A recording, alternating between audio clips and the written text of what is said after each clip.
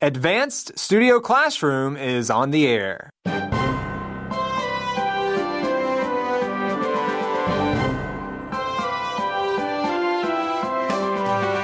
Cutting down on waste at the grocery store. Find out how next.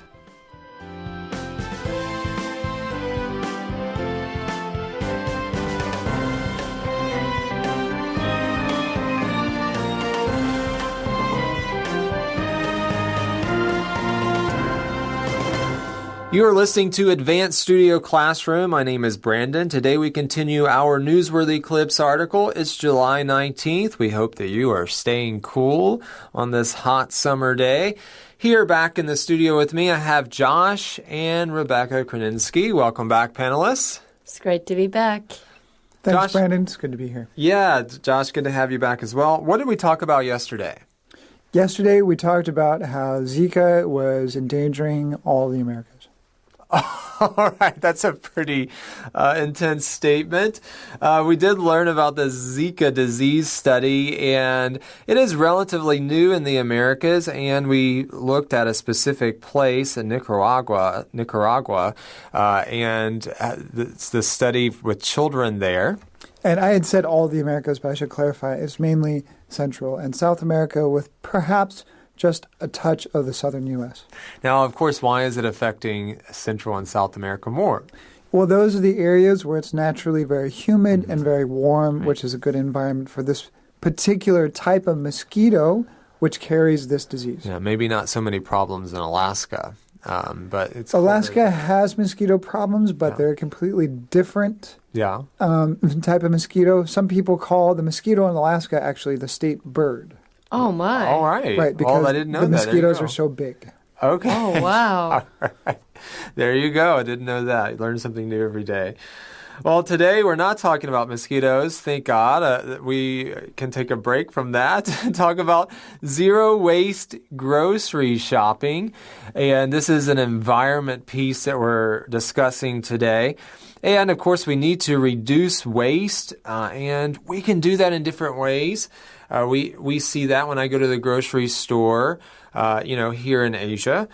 A lot of people take their bags with them, Rebecca, and that helps to cut down on waste. You don't get the plastic bags. You have to pay for it, but that cuts down a bit. So this is related somewhat to what we're talking about today. Yeah, this will take it one step further because when we don't use plastic bags, that means whatever we bought, like we put that into our canvas bags or our cloth bags. But here we're taking it one step further because now we're going to talk about the packaging of the food. Because most of the things that we buy come in packages. Like it has a glass container or a plastic container or plastic wrap. Plastic. Or a plastic bag. There's a lot of plastic that goes into the packaging. Yeah. And sometimes it's plastic that's then wrapped with cardboard. Yes. Right? Yeah. So it's plastic inside a box. So just imagine how many products are wrapped in all of that. And that causes, a lot of waste involved there, of course. Now, I need to get personally in the better habit of taking bags with me, right? But because, I get to the store, I'm like, oh, yeah, I don't have a bag. I'm just not accustomed to doing that. And then you have to pay for one. But we need to do that to cut down on plastic. It's a simple thing that we can do. You just have to get in the habit of doing so, right? But as Rebecca said, these stores that we're talking about today are taking things a step further, maybe even a couple of steps, because we're also talking about the packaging that's involved. So we are on page 31, and we're talking about zero-waste grocery shopping. So right now we're going to have our first reading. We're just going to read the left-hand column there on page 31, and then we'll come back and have a discussion about this.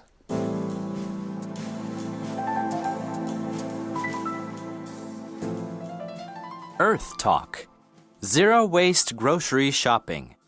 Many mainstream American grocery stores and chains now have bulk sections for dried foods like nuts and spices, though most everything else still comes sealed in plastic, cardboard, aluminum, or glass, which customers then recycle or discard once they devour the contents.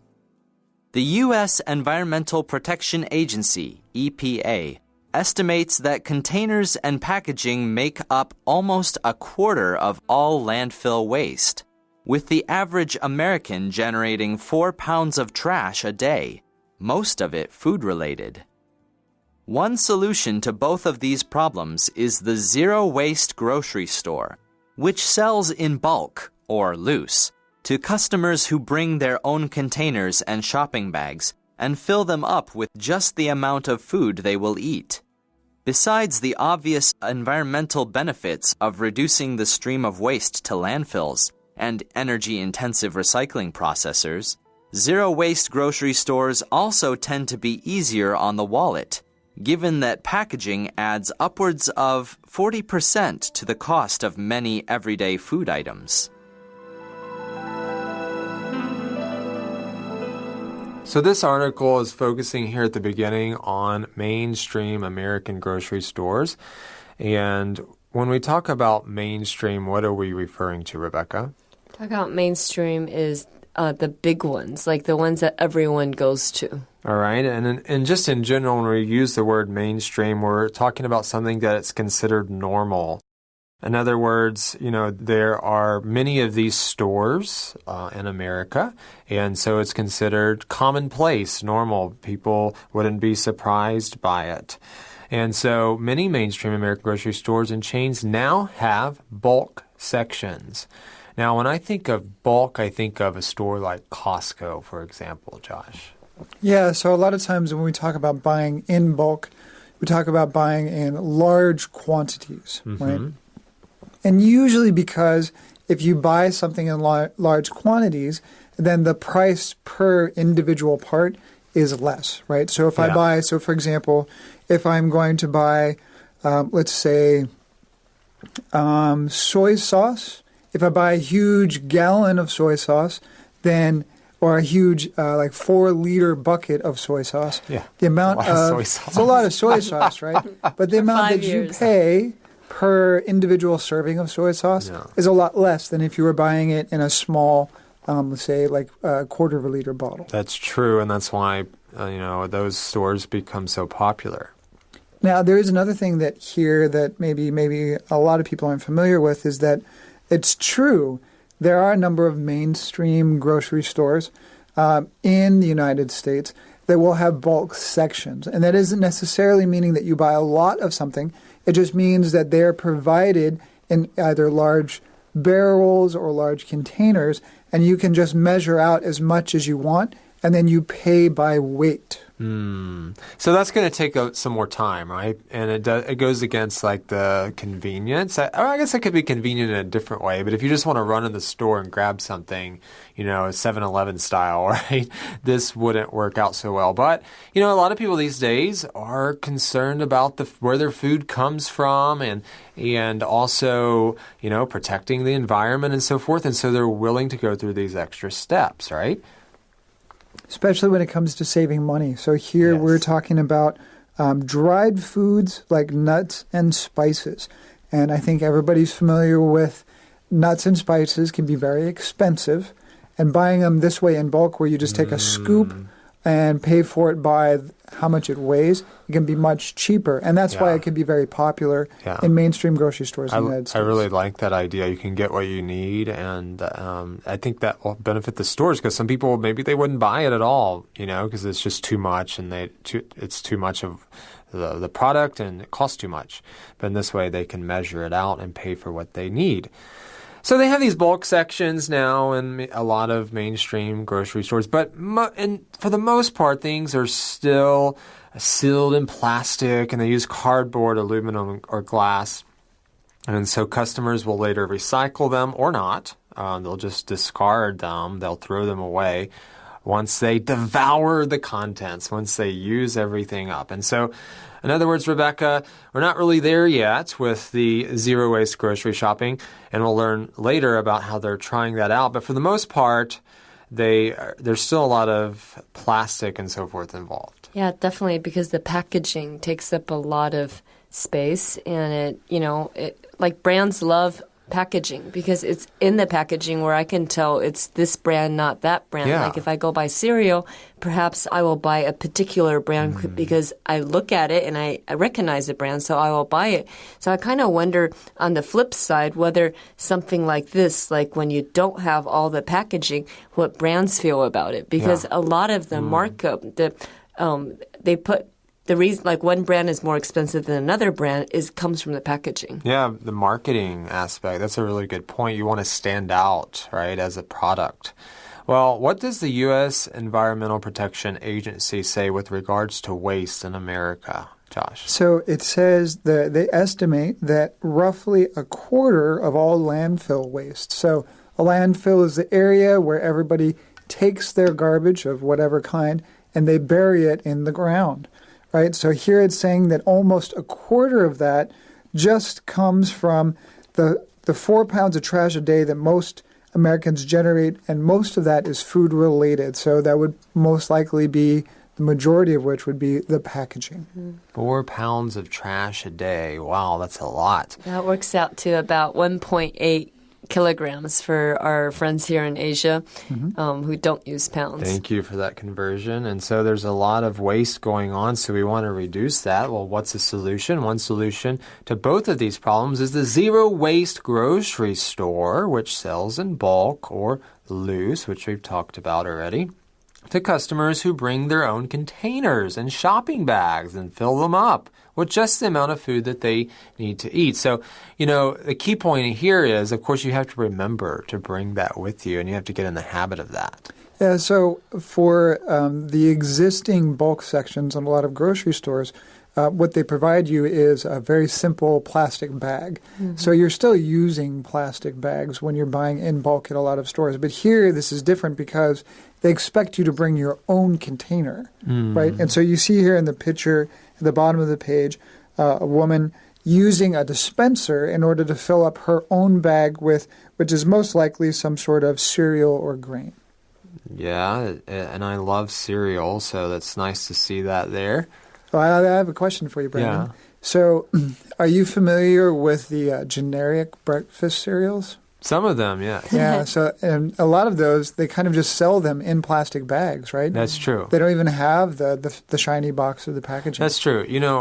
When I go to the supermarket in the United States and go to the cereal aisle, it just goes on. It seems like for kilometers and kilometers. It's just so many different options, and a lot of that's not good for you. As I'm getting older, I try to choose the quote-unquote healthier options, ones with less sugar. But cereal is a big deal in the United States. And so, you could just bring your bag and fill up whatever you need in that. I wonder if you can mix and match. That would be fun. That'd be kind of weird all in one bag, but kind of do what you need. And so that is convenient in that way. But you have to remember to bring the stuff with you. But, there are some other incentives besides just the environmental benefits, right, Rebecca? You actually reduce a lot of the costs because here at the end of the paragraph, it says that the packaging adds up to 40% of the cost on many food items. So if you don't have the packaging, the food should cost 40% less. So it's easier on the wallet, meaning that it should cost you less money, and so that's an incentive to go to these types of stores. Right. So when we say easier on the wallet, it means less money. Sometimes you'll hear people hit them where it hurts, and that means in the wallet. So if something is hard on the wallet, it means it costs you more money. And sometimes when it's time to pay, the bill at the restaurant, we can say, "What's the damage?" Right? Right, there you go. Right. So there's a lot of things with idioms and money. And then here we see that, like Rebecca was saying, an upwards of 40%. That means it can be greater than 40% the cost that's charged just for the packaging. And so that's why I asked Brandon whether or not he likes generic cereals. So those would be bags of cereal that don't have a specific brand that you buy. They're just sort of general cereals that are available. They usually are much cheaper, but a lot of people also think that they are lesser in quality. Yeah, it just depends. There's kind of a mind obstacle almost. Yeah. It's like when you buy what Josh was talking about, generic cereals or generic brands in general, that like we have like this mentality in our head that the branded stuff might be better because it's more expensive. So there's also a psychological barrier you have to overcome if this kind of zero waste grocery shopping is going to take off. Well, in my experience, the off brands sometimes can be just as good. Depends on what you get. To me, but some people are brand specific, and so I guess everyone's different. But I think some items can be, the quality is pretty close. Yeah. Well, at least if it costs half or less, or maybe 40% less, that's really something to consider. That's true. Well, and just before it talked about being easier on the wallet, of course, it talks about the environmental benefits of, reducing the stream of waste in landfills and energy-intensive recycling processors, because even you're recycling something, there's also energy involved in that process, right? Of recycling. So obviously, this is a win-win all around, right? You save trash going to landfill, you save money, you save the planet. So so it's a win-win for everybody. Yeah, right? I think a lot of these things are cost-effective as well. It just kind of matches up, and so why not do it, right? You're helping out the planet and you're helping out your wallet at the same time. So it is a win-win situation. Next, we're going to learn about zero-waste markets in the U.S. and, how they're not doing so well there, but they are doing well in other parts of the world. Let's learn about that as we go to our next reading.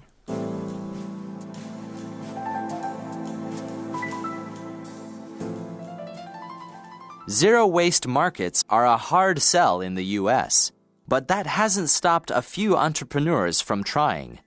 The nation's first zero-waste grocery store, Ingredients, in Austin, Texas, opened with fanfare in 2012, but had trouble competing with a nearby traditional grocery store, and finally shut its doors for good in April 2018.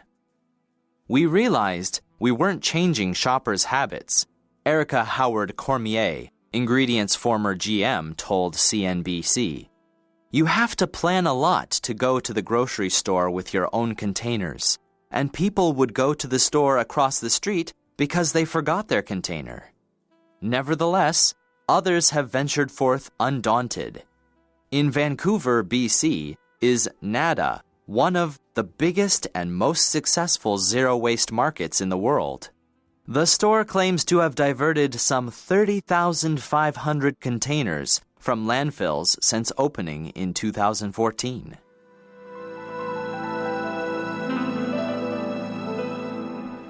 Well, in the U.S., zero-waste markets right now are a hard sell. That's a good phrase to know, Josh. If something is a hard sell, what are we saying?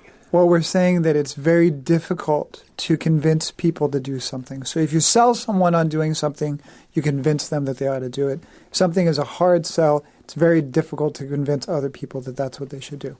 All right. But that doesn't stop some from trying. A few entrepreneurs, they've tried to open stores, zero-waste grocery stores, and one such store is Ingredients in Austin, Texas. Now, the city of Austin, from what I know, is known as kind of a hip place. And so I guess one of these stores, it's a good place to try something out, like this, right? It's there are probably people there more environmentally friendly. It's a hip place. They like different things. And so they tried this out in Austin, Texas, and it opened with fanfare, Rebecca. Yeah, so that means it's very showy. There's a lot of attention. Maybe there's a big ceremony when they first opened, and they're getting a lot of press coverage. Mm-hmm. This is all what happens when you have something with a lot of fanfare. But it had trouble, didn't it, Josh? Yeah, so it had trouble competing with a nearby traditional grocery store. So that would just be a regular grocery store that you would go to just like every day. And then finally it shut its doors for good in April of 2018. So when something shuts its doors for good, it's a way of saying that it permanently closed forever. And the former GM tells us why that happened, Rebecca. Basically, they weren't changing shoppers' habits. And I think that is the greatest barrier to adopting zero waste, because you have to change the buyer's habit. The buyer has to bring all these containers to the supermarket, and before they didn't have to because whatever we buy, we just grab off the shelf. Mm-hmm. And so you have to plan for that, right? That's what she goes on to say. You have to plan a lot to go to the grocery store with your own containers. And I can, attest to that. Like if I'm just out, maybe I'm not planning to go to the store, and then I just, oh man, I didn't bring my containers. And then I would just go to another store because I just want to grab it quickly or whatever. So you have to plan ahead. It has to, you have to think differently. You have to think very differently. So earlier on, Brandon shared with us that he likes the idea of bringing his own bags, but he forgets to bring his own shopping bags. Yeah, I'm just not in the habit of doing that. Exactly. Right. And so here it's talking about the same thing where most people aren't in the habit of bringing their own containers. And you can imagine if you needed to bring a cereal container and you needed to bring a spice container and you needed to bring a rice container and you needed to bring a flour container and you needed to bring a container for your soy sauce. And a container for all those containers. For everything. Well, then hopefully you would have some sort of reusable bag that you could carry them all in the store, right? But it's a lot of containers, and it's a lot of planning, and it takes a lot of thinking ahead in order to be successful. Yeah. And if you just forget one of those things, then what are you going to do? Well, maybe run across the street in order to buy your box of cereal at the regular store. And actually for me, I don't really go to the grocery store that often because I almost never cook, and so it just really depends on your lifestyle. But of course, if you're cooking regularly and you're going to the store, then it's a little bit easier to get in that habit, I guess. But still, if you're not accustomed to doing that, and we live in an age of convenience, this kind of goes against that. It's very true. Or we live in an age of convenience or Costco. Yeah. Right, where either we want to do something very quickly on the way of something else, or we're going to do one trip where we do everything at once. That's right. So they tried it out. It didn't work there in Austin, but it is working in some other places, such as Vancouver, BC. Yep, and this is where I used to live, and I can say that Vancouver has a lot of people we call tree huggers, people who really love the environment. So I think having it work in Vancouver makes a lot of sense because people are very environmentally conscious there, and many people really do want to save the earth. Right, so you have more customers to draw from because there's more people in the population who are concerned about the environment, so it fits that environment. It fits their lifestyle. Yeah, so that store, we like the name. The name is really cool. It's called Nada, which is basically means nothing. It's a slang word for nothing. So basically, yes, there's no containers, no bags. It's nada. Right. And so they say here, others have ventured forth undaunted. If you venture forth, you're kind of risking something, right? And usually we think of going somewhere. You risk maybe going somewhere or doing something. And then this word undaunted is really good to know. Yeah, so if you are undaunted, it means that you're going to still go ahead even though you know it's difficult or maybe other people have failed. And so they're using it here to say that this store in Vancouver is going forward with their business plan of offering zero-waste groceries even though they know it's not been successful in other areas. So this store, Nada, has been extremely successful in Vancouver. It's one of the most successful zero-waste markets in all of the world. And the store claims to have diverted some 30,500 containers from landfills just since opening in 2014. And so that is a great stat. That puts things into perspective and lets you know, hey, this is actually helping. At least it looks that way. It's true, and you can imagine if there were more stores like this, how big a difference it would make in just the containers that we put from packaging into landfills. All right, and so it's not only been successful in Vancouver, there in Canada, but also in Europe, Rebecca. Yeah, this is really promising. In the sidebar, it talks about other stores that are successful, and these are in Germany, in France, in Denmark, in the UK. There's stores that are very successful doing zero waste. So that's quite promising.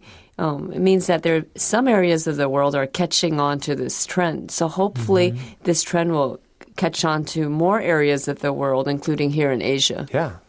Yeah, and they use a really interesting word here in the sidebar. So it says the success of these stores, and then it gives a list of these names in the different countries, shows a strong proclivity, at least in Europe, for green grocery experience. So the green grocery experience meaning going to a grocery store and doing this sort of like lesser waste in order to help the environment. Proclivity means a trend or a tendency that people are interested or inclined to do. Yes. And I can see something that would be very popular in Europe. I lived in Germany for a few years, and my memories of going to grocery stores in Germany a long time ago were taking all of the cloth reusable bags in the house and going to the store because they always charged you money for the plastic bags. Yeah. And none of the people in Germany were willing to spend money on plastic bags, so they all brought their own bags. And so I would imagine that this would just be another sort of natural step. That's a really good way to get people to change their habits is charge something, right? Yes. And we see that here in Asia as well, that, you have to pay for the bags. And also the plastic bags that you do pay for, you can use them as trash bags, which I think is an excellent idea. And so at least you're using them for something that you would need to use them for anyway, right? And so that's another good thing that's happening. You don't always feel like, I don't want to pay for that. You feel like, that's kind of, why do I have to pay for a bag? But it is useful with hopefully reducing waste. And, there's more than 7 billion people on the planet, and so we need to reduce waste. It's important to think about. Yeah, I would say, so one of the things that's very difficult is how many single-use plastics we have. Yeah. So that is some sort of plastic, bag or container that we literally just use once and then throw away. Right. So anything you can do, like you said, here at the stores where you buy a plastic bag because you forgot to bring your own bag, but that plastic bag can also be used as a trash bag. So that's at least twice that it can be used instead of a single use. Right. And that means it cuts sort of, in a way, the plastic that you're using in that sense in half. Yeah. Right? So that's a step in the right direction. That's right. And other little plastic bags you get, you can, collect them and use those again and use them for maybe trash bags and, in your house or little trash cans. And there's other ways to use it. And I think a lot of people are already doing that. But as we see in this article, we kind of take things to another level. So we'll see if this trend carries on in other parts of the world, and that will help to really reduce waste. Well, we have one more newsworthy clip tomorrow as we talk about technology and health. We hope you will join us for day 3 of our newsworthy clips article. Until then, this is Brandon, Rebecca, and Josh saying goodbye. Goodbye. Bye.